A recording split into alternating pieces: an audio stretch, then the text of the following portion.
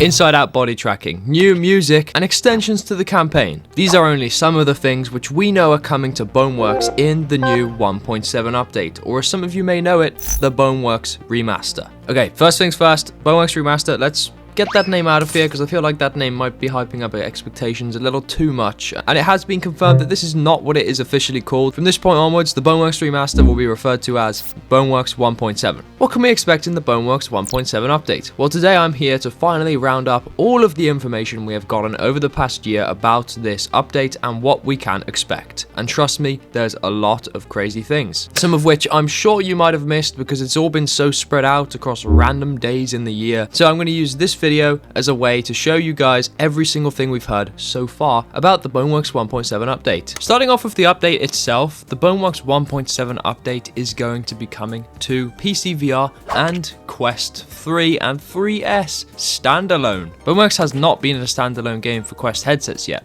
Unfortunately though, Quest 2 will not be receiving BONEWORKS, as the Quest 2 is just starting to become kind of the older generation of VR. PC VR will be receiving the update, and of course the update is free. And for those of you on PC VR which think you will prefer the old BONEWORKS, Stress Level 0 will leave a branch open for you to be able to play the legacy version. Because on top of all this, BONEWORKS is moving to the Marrow 2 engine. Marrow 1 is the physics interaction engine that Stress Level 0 built their second Bone game off BONELAB. The engine will be upgrading to Marrow 2 for both games, but because we're focusing on BONEWORKS here, we're only going to speak about that. This is going to heavily alter how the game feels. One thing the Marrow engine will be changing a lot is the player. BONEWORKS 1.7 will be updating the player rig to have inside-out body tracking for both the elbows and the chest. We actually got a sneak peek very recently at the new elbow tracking on the BONELAB anniversary, and the chest tracking we've known for well over a year at this point, but I'm pretty sure that when this BONEWORKS update drops, we will be also receiving the chest tracking with the elbow tracking. Now you might be wondering, but I don't have trackers. Well, you're not going to need them if you have a Quest 3 or 3S, because both of these headsets will be able to track your elbows and torso without needing trackers, which is insane. And one thing we don't know yet is if actual trackers will be able to be used on headsets like the Valve Index and such. I hope so, but we know for certain that the Quest 3 itself is at least going to be able to track your torso and elbows, which is going to be massive for how the game feels. It's going to allow you to do crazy stuff like the reload you've been seeing on screen.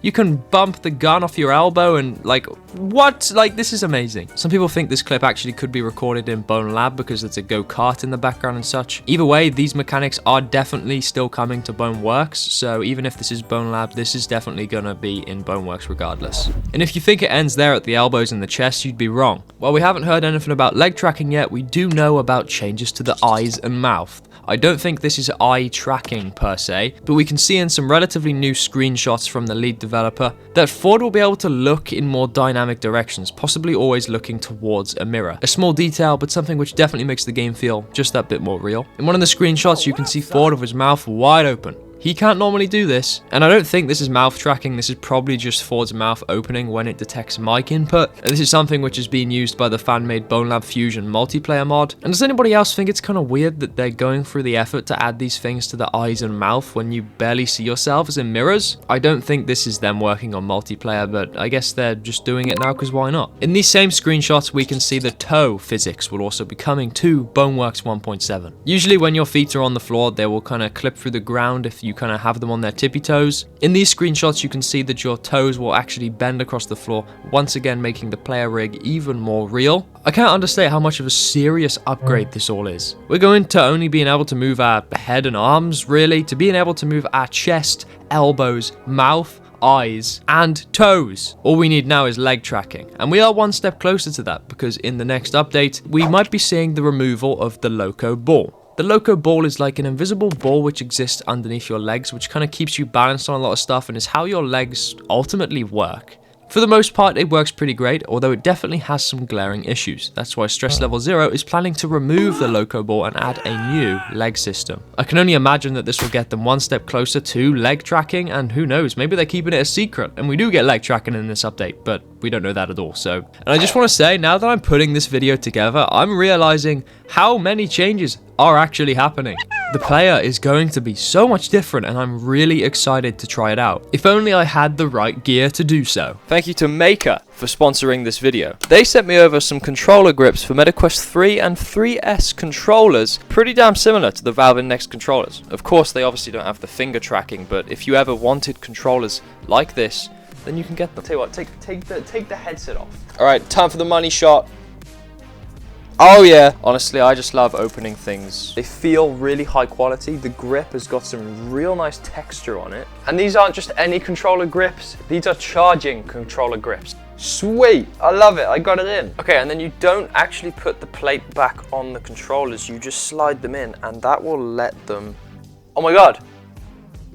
Yo, I did it! There we go. And then just like the Index controller, then you can adjust the strap and strap it to your hand. And when that is tight enough, just like an Index. These are really comfy. It's like an Index, but you actually have good triggers. And if you want to get your own, then check my affiliate link down in the description. And while you're over at the website, use code WIGWAM and the first order will get 20% off. It's a great way to support me and to get some accessories which you are definitely not going to regret. Man, the feel of it. The feel of it, oh, it's nice. Thank you, Maker, for sending these over to me. I think they're amazing, and I really appreciate you for sponsoring my channel. Anyways, let's get back to the video of my new grips. Back to the changes which are coming to BONEWORKS 1.7. Next we're going to speak about the campaign, because there is some surprising changes here. One of the first clips we got of this BONEWORKS update was showing Ford using the new player rig in the Breakroom map in BONEWORKS. Although something is heavily different. We can see Ford in a mirror swinging a bat. This mirror is brand new, and mirrors have never been in BONEWORKS to begin with. And this is interesting because this is in the place of what is usually a tutorial to tell you how to turn. Although I guess this is pretty unnecessary because I'm pretty sure anybody could figure that out. So I guess this is why it's replaced with a mirror to show off the brand new player and how real it looks. Eagle-eyed people also noticed that the mirror is now reflecting objects. This is something which didn't happen even in BONELAB, so it's cool to see that mirrors will now reflect objects as well as the player. A cool bonus detail is that there is new graffiti which says "looking great," which is actually flipped the right way inside the mirror, meaning that outside of the mirror it's flipped the opposite way. So it's like a message you can only read through the mirror, which is really cool. Speaking of these mirrors, could we see a mirror be installed into the Museum of Technical Demonstration? The museum acts as the tutorial level for BONEWORKS, telling you about all of the basic essentials like crouching, jumping, climbing, and all sorts of other tech. We haven't seen any new gameplay of the museum yet, but I think it's very likely that things in the museum could change. Especially because there are diagrams on the wall which explain what the Loco-Ball is. And if the Loco-Ball is no longer in the game, why would they speak about it? So if the Loco-Ball mentioned from earlier is removed, then that almost guarantees that there has to be some changes in the museum, right? Again, we don't know that for certain, but I just feel like that's a possibility. One thing we do know for certain is changes coming to Time Tower. Time Tower is ultimately your objective in the BONEWORKS story. Brandon revealed that the Time Tower now has a brand new 3D model, something it never had in the past. And we see screenshots looking at Time Tower at an angle we have never seen it before. It seems as if there's a giant elevator shaft, and it would make sense if this would take place in between the tower and Time Tower levels in the campaign. Some people are even speculating that BONEWORKS could be receiving seamless loading screens. So the elevator is the loading screen, and without actually having to go and get taken out of the immersion, it really feels like you're traveling up the Time Tower to the next level. We don't fully know when this is going to happen in the game, but the fact that it is being created means that there's definitely more coming to do with Tower and Time Tower. An extra detail is that the time on the Time Tower has been changed from 6:20 to the iconic 3:14, which is great. This is a huge change, going from no model at all to a very large 3D model of the entire Time Tower that we are obviously going to be able to scale up. It's an incredible difference, and I'm very interested to see where they take this. The Fantasyland portion of BONEWORKS near the end of the game is most likely also receiving some changes.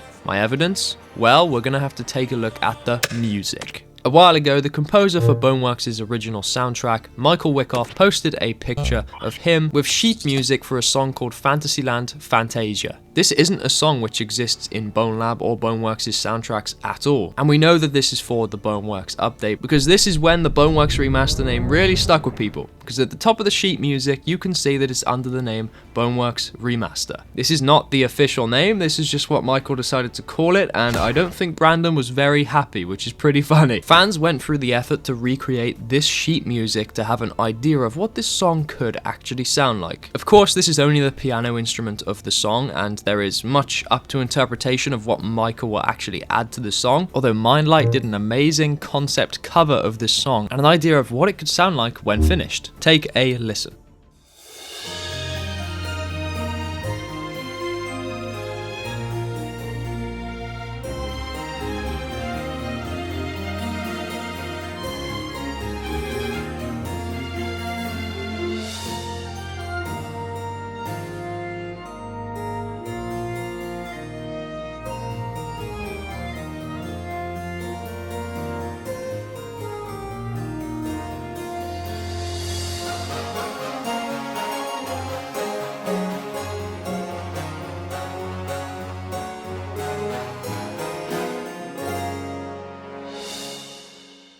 We don't know where this could play, but I doubt they would ever replace any of the old Fantasyland music, so I think it's safe to say that this could be a new area in the Fantasyland part of the game, or perhaps a new sandbox map.